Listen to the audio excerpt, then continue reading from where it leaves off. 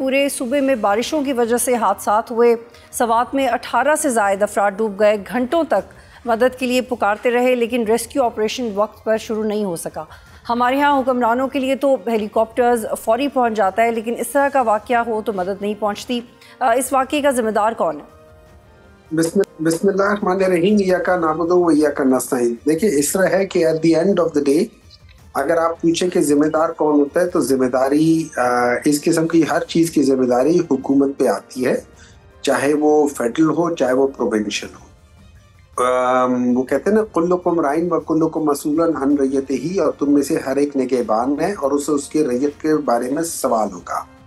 तो अगर आप उस लिहाज से देखें, केपी की जो कहते हैं the buck stops with the chief minister, और जो कि अली अमीन गंडापुर है, ये एक चीज़ है। नंबर 2, हमारे यहाँ पे जो सिस्टम है, और ख़ासतौर पे इस किस्म की जो नागहानी आफात होती हैं, जो कि लेट्स से जैसे आग लग गई या जैसे इस किस्म का एकदम तुग़यानी वाला पानी एकदम आ जाता है, जो बहुत जल्दी आ जाता है। हमारा वो पूरा सिस्टम पिछले 40-50 सालों में हम लोगों ने डेवलप ही नहीं किया कि जो इन लोगों को एड्रेस करे। फॉर एग्जांपल, पूरे पाकिस्तान में मेरे अभी कहीं जाके हमारे दौर में एक स्टार्ट हुआ था कि एक एयर एम्बुलेंस होगी, अदरवाइज तो पूरे पाकिस्तान में इस साल तक पता नहीं वो एम्बुलेंस आ गई है या नहीं आई है, लेकिन कोई थी नहीं, एयर एम्बुलेंस ही नहीं है। हालांकि हम लोग कितने फार फ्लंग एरियाज में हमारे लोग हैं। आपने देखा होगा वो जो एक वो ट्रॉली सी जो फंस गई थी दरमियान में, कितने घंटे उसके लिए लोगों ने इंतजार किया, और फिर एंड में उधर की एक लोकल बंदा जाके उसने सारी चीजें की थी। तो हमारे यहाँ पे अपनी मदद आपके तहत होता है, हमारे यहाँ पे। जी सेनेटर साहब, please I hold you here, क्योंकि आप अपनी जिम्मेदारी भी ले रहे हैं और आप ये भी कह रहे हैं कि गवर्नमेंट की जिम्मेदारी बनती है। पाकिस्तान तहरीक इंसाफ की गवर्नमेंट है वहाँ पे। पिछले साल केपी बलूचिस्तान में जब सिंध में तबाही हुई तो 500-300% ज़्यादा बारिशें हुई। इस दफ़ा भी एनडीएमए ने पीडीएमए जो प्रोविंशियली ऑपरेट करती है, आपका इदारा इन्फॉर्म किया हुआ था कि सब हो सकता है। अचानक से पानी नहीं आता सर, इन्फॉर्मेशन दी होती है कैसे वाक़यात हो सकते हैं। सूबाई गवर्नमेंट चाहे तो स्याहों को रोक सकती है, सूबाई गवर्नमेंट चाहे तो रास्ते बंद कर सकती है, उन्होंने क्यों नहीं किया? देखिए, हम एक बात याद रखें, आप प्रिकॉशंस ज़रूर, इसमें कोई शक नहीं है कि आप लोगों को इंटीमेट करते हैं कि जी ये चीज़ होने वाली है, आप इधर मत जाएं या ये ना करें। मैं आपसे बिल्कुल एग्री करता हूं। अगर मैं गलत डिफेंड करूंगा तो फिर मैं उतना ही झूठा हो जाऊंगा जैसे बाकी लोग हो जाते हैं। मैं उनमें खड़ा नहीं होना चाहता। लेकिन हैविंग सेड दैट थिंग, मैं अगेन आपको बता रहा हूँ, एक बारिशों का होता है कि ये हो रही है, आप लोगों को बताते हैं। अब मुझे नहीं मालूम कि इसमें कितनी इंफॉर्मेशन गई हुई थी ऑलरेडी, कितने लोगों को बताया गया था। आप रास्ते कभी बंद नहीं करते हो, आप लोगों को इन्फॉर्म करते हो। अब उसके बाद कितने लोगों को इन्फॉर्म किया जाता है, कौन वहां जाएगा कि नहीं जाएगा, उसकी हद तक ये भी हमारे अंदर प्रॉब्लम है। सेनेटर साहब, तहरीक अदम एतमाद आई, लोगों ने पार्टी तब्दील की, तहरीक कामयाब हो गई, आप कुछ नहीं कर पाए। फिर 26वीं तरमीम आई, पीटीआई के कुछ लोग साथ छोड़ गए, तरमीम मंजूर हो गई, पीटीआई कुछ नहीं कर पाई। माजी में चले जाएं तो पंजाब में हमजा शहबाज वजीर आला, पीटीआई में फॉरवर्ड ब्लॉक बनाया, आप कुछ नहीं कर पाए। इस बार आप श्योर हैं कि वो चीज़ रिपीट नहीं होगी?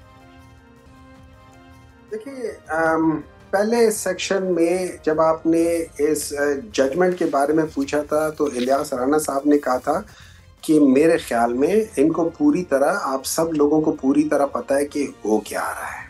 सेनेटर साहब, आपके बजट के हवाले से पीटीआई में बहुत इख्तिलाफात बढ़ गए हैं। जुनैद अकबर, अलीमा खान, तैमूर झगड़ा, सलमान अकरम राजा जल्दबाजी में कह रहे हैं कि बजट पास नहीं होना चाहिए था। एक तो ये बताइएगा कितनी जल्दबाजी की ज़रूरत क्या थी? आपकी पार्टी में क्रैक्स बहुत वाजे हो गए हैं। और एक और सवाल ले लीजिएगा कि DGISPR ने कहा कि सियासतदान आपस में बातचीत करें, पीटीआई से बातचीत नहीं होगी। मुझे वाइंड अप करने हैं तो दोनों सवाल आपके सामने रखें। जी सेनेटर साहब।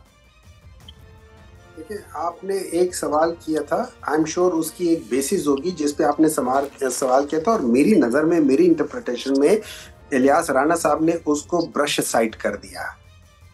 वो आपने ये कहा था कि क्या बिलावल भुट्टो ऑपोजिशन लीडर होंगे? हाँ, बिलावल भुट्टो ऑपोजिशन लीडर बनेंगे, ये ग्रेटर प्लान है।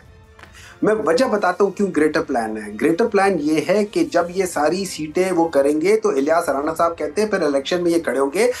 8 फरवरी के इलेक्शन है जिसमें 2/3 मेजॉरिटी थी, 170 सीटें थी, वो तो खा गए हैं। 40 सीटों को तो आप लोग वो बगैर डिकार के आपको वो हो जाएगा, उसके तो पता भी नहीं चलेगा, ये तो एक निवाला भी नहीं होगा। तो प्लान ये है, मैं आपको बता देता हूं कि सिंपल मेजॉरिटी देंगे ये PMLN को, गवर्नमेंट बनाएगी वो, बिलावल भुट्टो आ जाएगा as opposition leader, opposition leader के पास जो इख्तियारात होंगे वो दे देंगे एक सर्वेंट को, और जो गवर्नमेंट के जो इख्तियारात होंगे वो आ जाएगा दूसरे सर्वेंट को। ये दोनों सर्वेंट मिलके अपना काम करेंगे। आप आपस में क्या इसी तरह लड़ते रहेंगे? उन लोगों का तो अपने पास प्लान है अकॉर्डिंग टू यू, लेकिन आपके पास कोई प्लान नजर नहीं आ रहा। आप देखिए, अगर आप लोग पाकिस्तान की फिक्र करें और हमारी फिक्र ना करें तो ज्यादा बेहतर है। हम लोग पूरे सिस्टम से लड़ रहे हैं, ये लेकिन सर हम चाहते हैं कि आप हमारी फिक्र भी करें और पाकिस्तान की फिक्र भी करें। सर ये जो DGR's प्लान है, उस पर शॉर्टली कमेंट कीजिएगा सेनेटर साहब। Professional dishonesty to the core है, professional dishonesty to the core है। अभी जो उन्होंने क्लियरली कहा है कि सियासत में हमें मत घसीटें हमारा, तो क्या आप मज़ाहमत करेंगे या अपना स्टांस बदलेंगे? Just one line. देखिए इस तरह है, बिल्कुल जनरल साहब ने सही कहा है कि हम पॉलिटिशियंस को अपना काम करना चाहिए, अपने साथ बातचीत करनी चाहिए। सब्सक्राइब करें और बेल दबाएं ताकि कोई खबर रह न जाए।